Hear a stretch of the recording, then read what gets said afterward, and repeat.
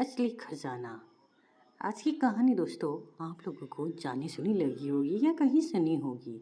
जी हाँ, फिर भी मैं आपके साथ ये कहानी साझा करूंगी जिससे आपके जीवन में मेहनत करने के लिए प्रेरित होगी। नागपुर गांव में एक मोहन नाम का एक किसान अपनी बीवी और 4 बच्चों के साथ रहा करता था। मोहन खेतों में मेहनत करके अपने परिवार को पालन पोषण किया करता था, लेकिन उसके चारों लड़के बहुत ज़्यादा आलसी थे। वे चारों गांव में बेवजह ही इधर उधर घूमकर टाइम पास किया रहते थे।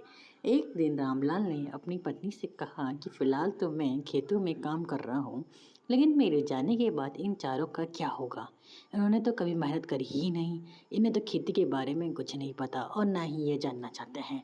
मोहन की बीवी ने कहा, आप चिंता मत कीजिए, धीरे धीरे चारों भी काम करने लगेंगे। समय बीता और मोहन के बेटों ने कोई काम नहीं सीखा। एक बार मोहन बहुत बीमार हो गया। उसकी बीमारी बढ़ती ही गई। उसने अपनी बीवी को बोला कि वह चारों बेटों को बुला कर लाए। चारों के आने के बाद मोहन बोला, मैं आज तुम्हें एक राज बताने वाला हूँ। शायद अब मैं ज़्यादा देर बच नहीं पाऊंगा। उसने कहा, बेटो, मैंने अपने जीवन में जो भी कुछ धन कमाया है वह सारा खजाना हमारे ही खेतों के नीचे कर रखा है। मेरे जाने के बाद तो उसमें से खजाना निकाल कर आपस में बराबर बांट लेना। पिता की बात सुनकर चारों लड़कों की आंखें खुशी से चमक गई। कुछ समय बाद मोहन का स्वर्ग चला गया। उसकी मृत्यु कुछ दिनों बाद उसके चारों बेटे खेत में दबा खजाना निकालने के मकसद में वहां गए। उन्होंने सुबह से लेकर शाम तक सारा खेत खोद डाला, किंतु उनको कोई भी खजाना नहीं मिला।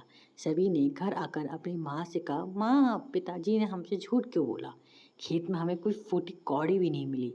माँ ने कहा कि तुम्हारे पिताजी ने इस घर और खेत के अलावा कोई खजाना ही नहीं है। मेरी बात मानो, अब तुम खेत तो खोद ही दिया है तो उसमें बीज भी बो दो। चारों को ये सुझाव सही लगा और उन्हें खेत में बीज बोए और माँ के कहे अनुसार उसी समय समय पर पानी भी देते रहे। कुछ समय बाद फसल बड़ी हुई, पक्का तैयार हुई। इसको बेचकर लड़कों ने बड़ा मुनाफा हुआ, जिसे लेकर वह अपनी माँ के पास पहुंचे तो माँ ने कहा, तुम सबकी मेहनत ही तुम्हारी असली खजाना है। हे तुम्हारे पिताजी तुमको असली में आखिर समय में समझाना चाहते थे।